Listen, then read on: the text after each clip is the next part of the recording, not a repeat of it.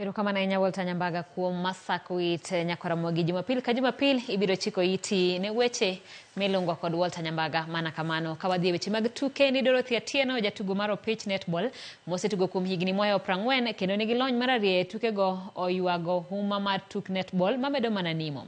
Olero ni Nyanza ema onyuolo jotugo mag netball e pacho ka koparo kinde clubs kaka Kenya Posta e kinde mamoko. Kata kamano oseo kitelo matayo tuke go e county ma Kisumu mawacho ni deo mana solo ne kendo jiwo jotugo e tuke mamoko gino momiyo huma mag clubs medo rumo.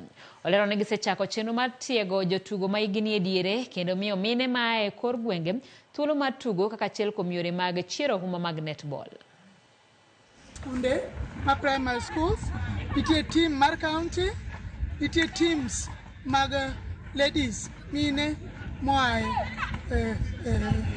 estes ma Kisumu kuro oting'o categories itie nyaka county ma oting'o county en ladies matiyo gi jo county nitiere mine moae SS molos team man netball. Sani wasechako nyaka gi nyithind school matindo tindo primary schools. Mwa wish kata wagombo ni sponsorship nyalo bete maber manyalo cover netball as a whole. Nikech sani kata basketball kachacha nitiere mana gi sponsors. But in netball kila kitu. In this year, the whole of this year, Kisumu County Netball osetugo mana game adi. This is the second game. Higa dhi karumo. Wadwa develop nango kata development nyalo wuok kanyo.